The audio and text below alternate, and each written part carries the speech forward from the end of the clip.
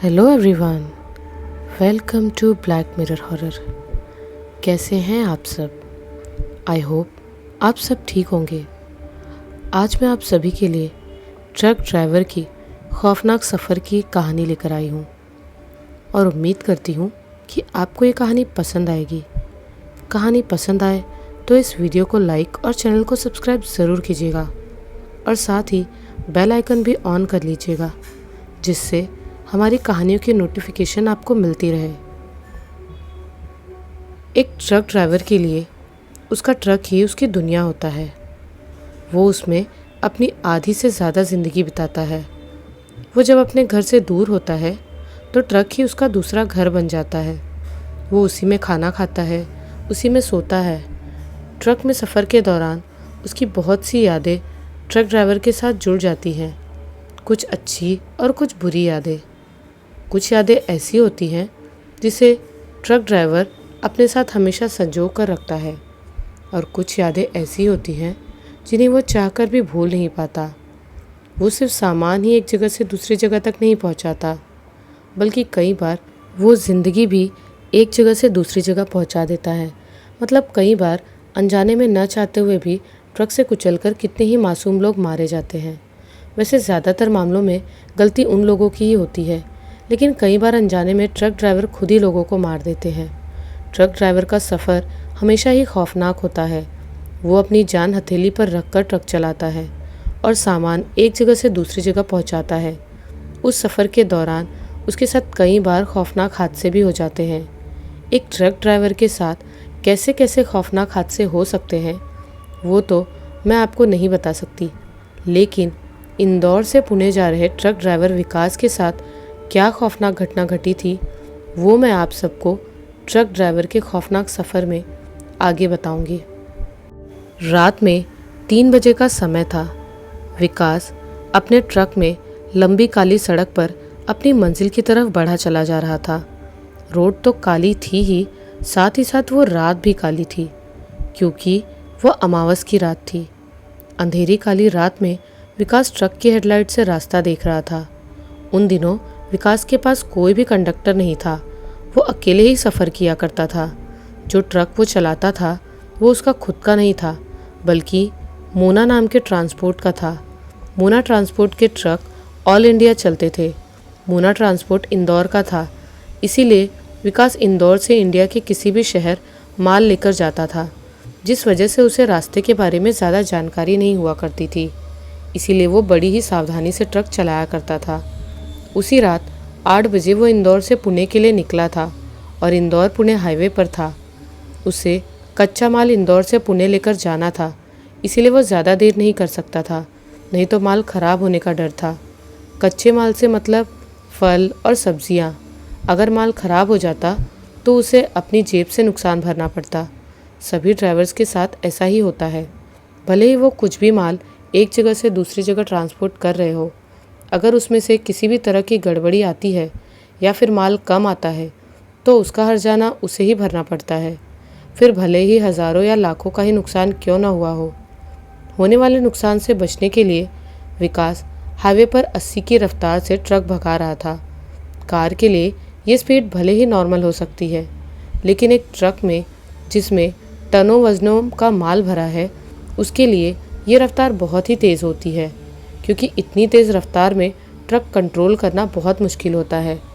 अगर इतनी तेज़ रफ्तार से चल रहे ट्रक के सामने कोई आ गया तो उसकी मौत पक्की होती है।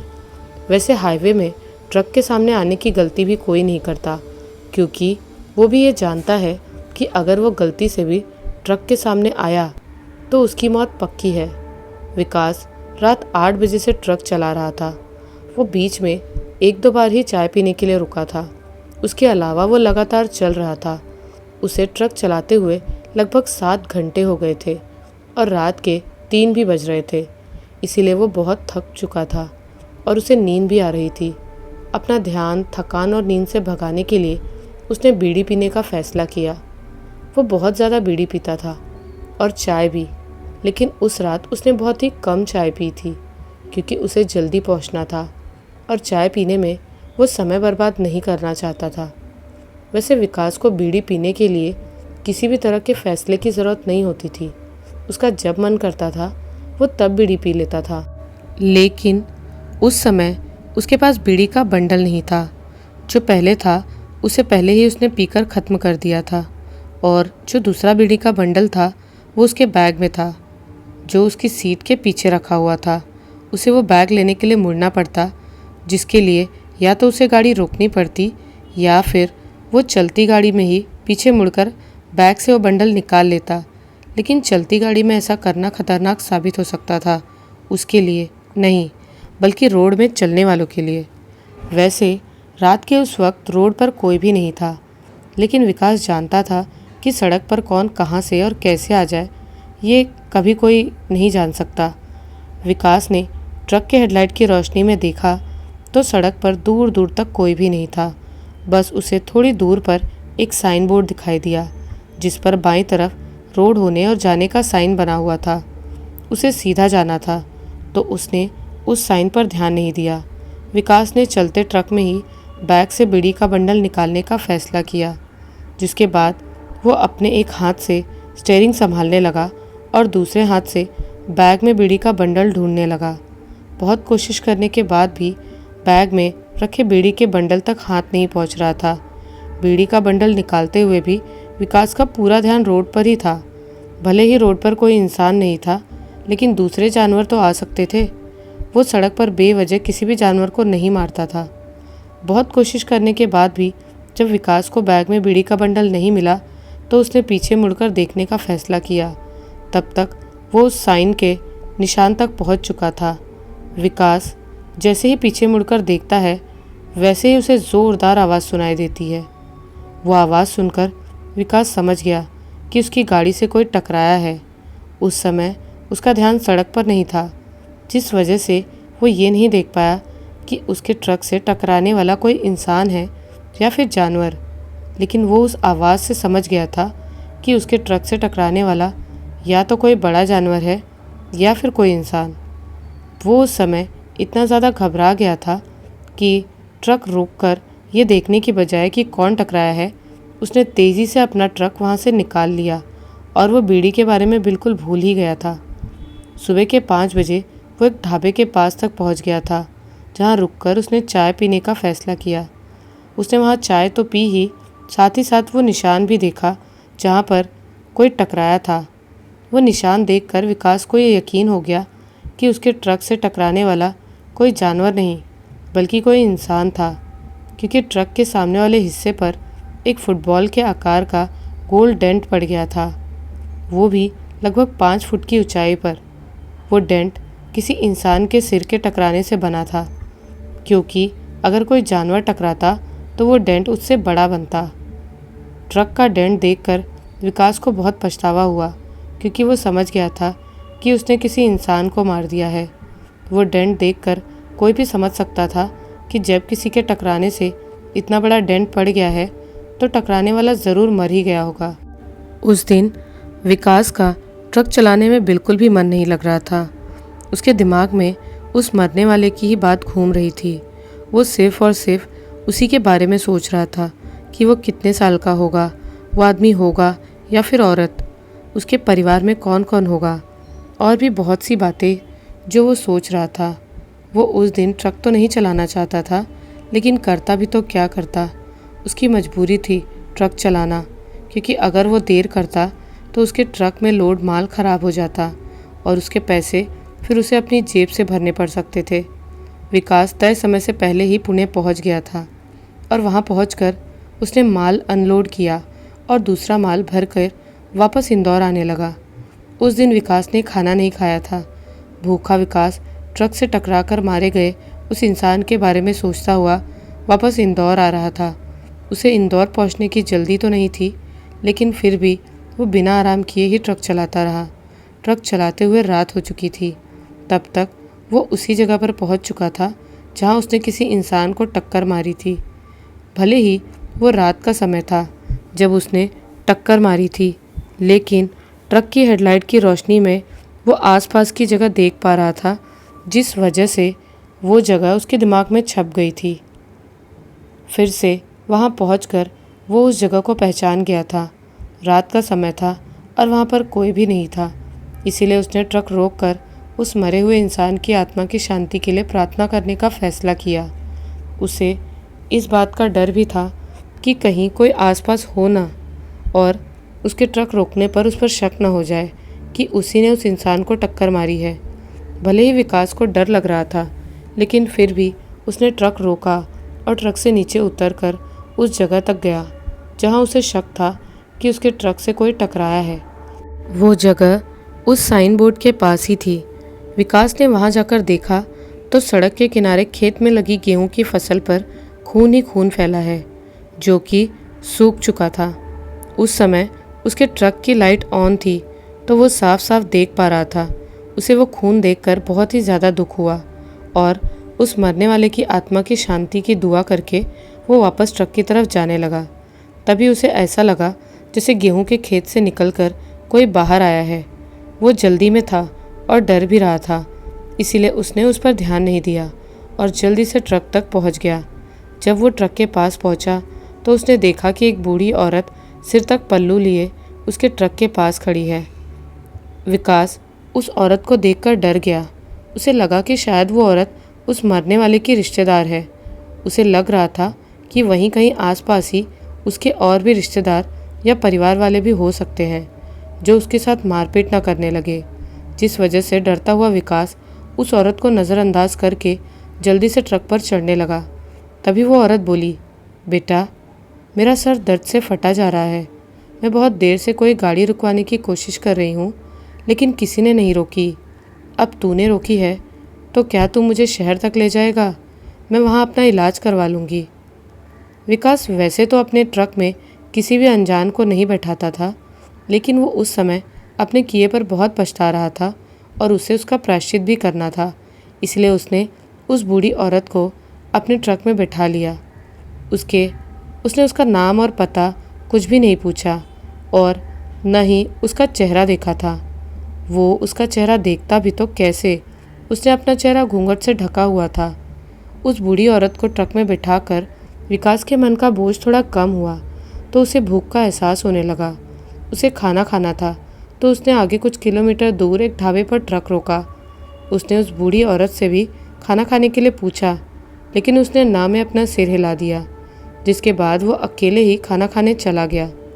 वो जल्दी से खाना खाकर ट्रक में चला गया और ट्रक स्टार्ट करके वहाँ से चल दिया, क्योंकि उसे डर था कि कहीं किसी ने उसके ट्रक में उस बूढ़ी औरत को देख लिया तो गलत ना समझने लगे, क्योंकि ट्रक में किसी औरत का होना गलत ही समझा जाता है। विकास उससे बात तो करना चाहता था, लेकिन वो कुछ नहीं बोला। वो सोच रहा था कि कहीं वो गलत ना समझने लगे, इसीलिए वो पहले उसके बोलने का इंतज़ार करने लगा।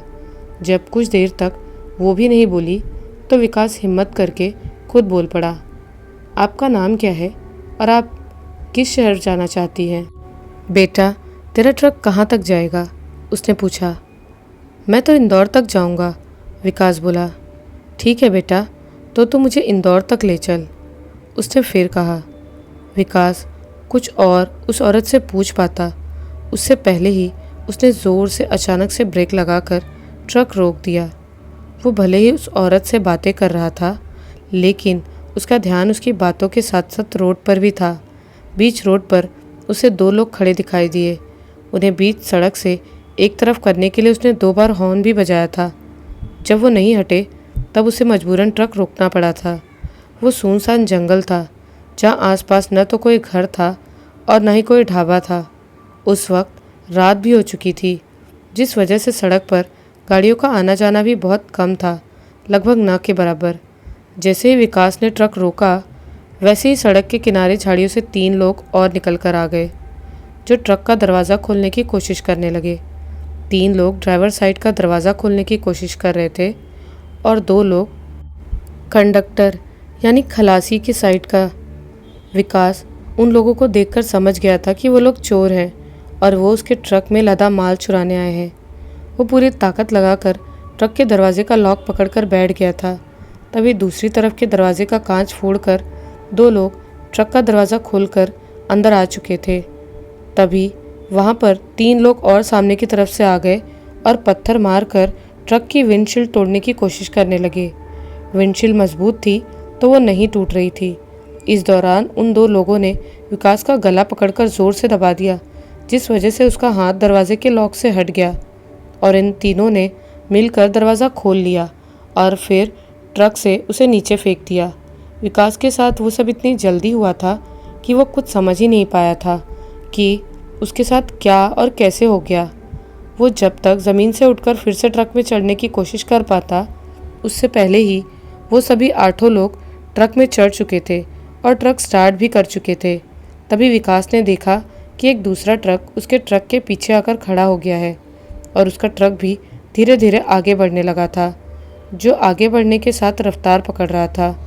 वो जगह बिल्कुल सुनसान थी, इसीलिए वो किसी को मदद के लिए आवाज़ भी नहीं लगा सकता था। विकास उस दूसरे ट्रक को देखकर समझ गया था कि वो लोग उसके ट्रक में भरा सामान लूटने के लिए पूरी तैयारी के साथ आए हैं। वो चुपचाप सड़क के बीचों बीच खड़ा अपना ट्रक जाता हुआ बेबसी से देख रहा था। तभी उसने देखा कि उसके ट्रक के पीछे लगा ट्रक उसके ट्रक से आगे निकल गया है और उसके ट्रक में बैठे वो सभी 8 के 8 लोग ट्रक से नीचे उतरकर भाग रहे हैं। उस समय उसे कुछ भी समझ नहीं आया कि वो लोग ऐसा क्यों कर रहे हैं। उस समय तो उसे ये भी ख्याल नहीं था कि उसके ट्रक में एक बूढ़ी औरत भी बैठी है, जिसे वो लोग नुकसान पहुंचा सकते हैं। हो सकता है उसे भी वो लोग ट्रक से नीचे फेंक दे। उन लोगों को ट्रक से उतरकर भागता देख विकास जल्दी से दौड़ लगाकर अपने ट्रक के पास गया और ड्राइवर साइड से ट्रक में चढ़ गया। दरवाज़ा खुला हुआ था तो उसे ज़्यादा परेशानी भी नहीं हुई। ट्रक स्टार्ट था और गियर में पड़ा हुआ था, तो उसने जल्दी से एक्सीलेटर दबाया और ट्रक को तेज़ी से लेकर वहाँ से निकल गया। वो सभी लोग चलते ट्रक से ही कूदे थे। ट्रक में बैठते ही विकास ने सबसे पहले उस बूढ़ी औरत से उसका हाल पूछा, तो उसने बताया कि वो बिल्कुल ठीक है, बस उसका सिर दर्द से फटा जा रहा है। भले ही विकास को उसका ट्रक वापस मिल गया था, लेकिन उसकी समझ में ये नहीं आ रहा था कि वो सभी चोर चलते ट्रक से कूदकर क्यों भाग गए। जब उन्होंने ट्रक लूट ही लिया था, तब उन्हें अचानक क्या हो गया था कि उन्हें चलते ट्रक से कूदकर भागना पड़ा। वो ये सब सोच रहा था, तब तक उसने ट्रक की स्पीड 80 तक पहुंचा दी थी। जिसके बाद जब वो आश्वस्त हो गया कि उसके पीछे कोई नहीं है, तो उसने उस बूढ़ी औरत से पूछा, अम्मा, उन लोगों ने आपको कुछ किया तो नहीं ना? आपके साथ किसी तरह की बदतमीज़ी तो नहीं की? वो बोली, नहीं बेटा, भला वो 60 साल की बूढ़ी औरत के साथ क्या बदतमीज़ी करेंगे? तू तो ठीक है ना? तुझे उन लोगों ने ट्रक से नीचे फेंक दिया था। हाँ अम्मा, मैं बिल्कुल ठीक हूँ, मुझे कुछ नहीं हुआ, लेकिन मेरी समझ में एक बात नहीं आ रही। विकास बोला, कौन सी बात बेटा? वो बूढ़ी औरत बोली। विकास ने सोचते हुए कहा, यही बात कि वो लोग ट्रक में चढ़ चुके थे और ट्रक स्टार्ट भी कर लिया था, तो फिर वो लोग ट्रक से कूदकर क्यों भागे? ट्रक में उनके साथ ऐसा क्या हुआ होगा कि वो चलते ट्रक से कूदकर भाग गए? अम्मा, आप भी तो ट्रक में ही थी, आपको तो पता होगा कि ऐसा क्या हुआ जिसकी वजह से वो लोग भाग गए।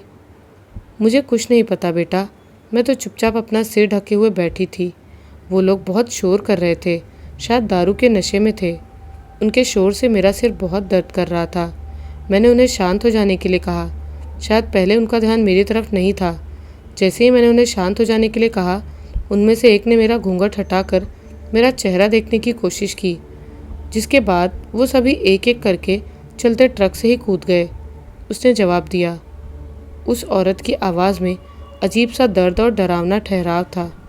विकास सोच रहा था उसके सिर में दर्द है, इसलिए वो शायद इस तरह की बात कर रही है, लेकिन उसने ये नहीं सोचा कि उसकी वजह कुछ और भी हो सकती है। उस घटना के बाद विकास उस एक्सीडेंट के बारे में पूरी तरह भूल गया था। अब वो उस औरत को जल्द से जल्द हॉस्पिटल तक छोड़ना चाहता था। हॉस्पिटल की बात से उसे याद आया कि उसने उस औरत के घर वालों के बारे में तो पूछा ही नहीं, क्योंकि वो रात में अकेले सफ़र कर रही थी। क्या उसके घर वालों को उसकी फ़िक्र नहीं होगी? ये सोचकर विकास ने उस औरत के बारे में, उसके घर वालों के बारे में उससे पूछा, तो उसने बताया कि मेरे घर में सब लोग हैं। मेरा पति, 2 बेटे और 3 बेटियां थी, वो भी इस समय घर पर ही हैं। और भी बहुत से रिश्तेदार घर पर आए हुए हैं। मेरे जेठ और देवर भी हैं, देवरानी और जेठानी भी हैं। सब कोई है मेरे, लेकिन न जाने क्यों उनमें से कोई भी मेरी बात नहीं सुन रहा। मेरा सर बहुत दर्द कर रहा था। उन सब से मैंने बताया और कहा कि मेरा इलाज करवा दो, लेकिन किसी ने भी मेरी बात नहीं सुनी। न जाने उन्हें क्या हो गया है। वो पहले तो ऐसे नहीं थे। पहले तो एक बार कहने पर ही वो मुझे डॉक्टर के पास ले जाते थे, लेकिन मैं उन्हें कल रात से बोल रही हूँ, कोई मेरी बात सुनने को तैयार ही नहीं है। तो मैं खुद ही अपना इलाज करवाने के लिए घर से चली आई। पूरा दिन रोड पर खड़ी रही, लेकिन किसी ने न तो बस रोकी और न ही गाड़ी। रात में तुमने ट्रक रोका तो मैं तुम्हारे साथ चली आई। उसकी बातें विकास को थोड़ी अजीब लग रही थी, क्योंकि ऐसा कैसे हो सकता था कि उसके घर में कोई भी उसकी बात नहीं सुन रहा था। उसने और भी बात करनी चाहिए, लेकिन जब उसने उसकी कराहने की आवाज़ सुनी तो खुद को रोक लिया और ट्रक चलाता रहा। कुछ ही देर बाद फिर से उसकी नज़र उस औरत की तरफ पड़ी तो उसने देखा कि उसने जिस दुपट्टे से अपना सिर ढका हुआ था, वो दुपट्टा पूरी तरह से लहूलुहान है। खून देखकर वो बहुत घबरा गया था। जिसके बाद विकास ने उस औरत से उसके दुपट्टे में लगे खून के बारे में बताया तो वो बोली, बेटा, इस खून के बारे में मैं खुद नहीं जानती कि ये क्यों निकल रहा है। बस कल रात से निकले जा रहा है और तभी से मेरा सर भी दर्द से फट रहा है। जिसके बाद वो बोली, बेटा, तेरे पास कोई दर्द की गोली हो तो दे दे, नहीं तो मैं इस दर्द के कारण मर जाऊंगी। उस समय विकास के पास दर्द की एक भी गोली नहीं थी, इसीलिए उसने जल्द से जल्द कुछ दूरी पर पड़ने वाले ढाबे तक पहुंचने के लिए ट्रक की रफ्तार और ज़्यादा बढ़ा दी। वो उस ढाबे के बारे में जानता था, क्योंकि पुणे माल ले जाने के दौरान वो वहाँ बहुत बार खाना खा चुका था। वो उसके मालिक के बारे में भी जानता था। कुछ ही देर बाद वो ढाबा आ गया। विकास ने वहाँ अपना ट्रक रोका और जल्दी से उसके लिए दर्द की गोली लेने चला गया। विकास जल्दी से ढाबे तक गया और उस बूढ़ी औरत के लिए दर्द की गोली ले आया और उसे दे दी, और साथ ही पानी भी दिया ताकि वो गोली खा सके। जब वो गोली खा रही थी तब वो ट्रक पर ही था। जैसे उस बूढ़ी औरत ने गोली खाने के लिए अपना घूंघट उठाया, वैसे ही विकास की नज़र उसके चेहरे पर पड़ी तो उसका चेहरा था ही नहीं। वो पूरी तरह कुचला हुआ था। उसकी खोपड़ी भी फटी हुई थी, जिससे खून बह रहा था। ये मंजर देखकर विकास बहुत ज़्यादा डर गया था। डर के मारे वो जल्दी से ट्रक से नीचे कूदा और हड़बड़ाहट में जल्दी से भागकर ढाबे वाले के पास गया। वो उस समय पसीने पसीने हो गया था। उसे इस तरह देखकर ढाबे वाले ने उससे पूछा कि क्या हुआ, तो उसने बताया कि उसके ट्रक में एक औरत है, और फिर उसके पूरे होलिये के बारे में भी बताया। जो और जैसा उसने देखा था वो सब उसने उस ढाबे वाले से बताया। जिसके बाद वो भी थोड़ा डर गया, क्योंकि वो विकास को जानता था, जिस वजह से उसे उसकी बातों पर यकीन हो गया। उसकी हिम्मत तो नहीं हो रही थी ट्रक के पास जाकर ये देखने की जो विकास कह रहा है वो सही है या नहीं, या फिर एक मजाक है। लेकिन वहाँ मौजूद लोगों के साथ जाकर उसने देखने की हिम्मत की और ट्रक में जाकर देखा तो वहाँ पर कोई भी नहीं था। विकास ने भी हिम्मत करके देखा तो उसके ट्रक में कोई भी औरत नहीं थी। वो औरत तब वहाँ से जा चुकी थी।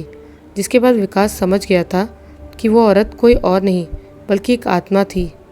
उसे ये भी लगने लगा था कि वो उसी औरत की आत्मा थी जिसे उसने रात में कुचल दिया था, क्योंकि उसका सिर पूरी तरह कुचला हुआ था। उसका चेहरा ही समझ में नहीं आ रहा था है भी कि नहीं। ये सोचकर विकास और ज़्यादा घबरा गया था। उसे उस औरत को कुचलने का पछतावा हो रहा था, लेकिन वो अब उसके लिए कुछ भी नहीं कर सकता था, क्योंकि ट्रक चलाना उसका काम ही था। ट्रक में किसी औरत को ना पाकर ढाबे का मालिक उसे विकास का मजाक समझकर उस पर हंसते हुए वापस चला गया। लेकिन विकास वहीं खड़ा हुआ उस बूढ़ी औरत के बारे में सोचता रहा। विकास के जैसे न जाने कितने ही ट्रक ड्राइवर्स हैं जिनके साथ ट्रक से कुचलकर बहुत से मासूम लोग मर जाते हैं, लेकिन वो कुछ भी नहीं कर सकते, क्योंकि जल्दबाजी में या हड़बड़ाहट में लोग खुद ही ट्रक के नीचे आ जाते हैं। उस रात उस बूढ़ी औरत के साथ भी वही हुआ था। वो अपने परिवार के साथ गेहूं काटने खेत की तरफ जा रही थी। वो सबसे आगे थी। उसके पास टॉर्च भी थी। वो ट्रक देखकर रोड के किनारे ही रुक गई थी, लेकिन बैग से बीड़ी निकालते समय विकास के हाथ से स्टीयरिंग घूम गया था और ट्रक से उस औरत को टक्कर लग गई और वो उछलकर खेत में जा गिरी और उसकी मौके पर ही मौत हो गई थी। तो इस कहानी में बस इतना ही। मिलती हूँ एक नए वीडियो में कुछ नई और डरावनी कहानियों के साथ। तब तक के लिए बाय एंड टेक केयर।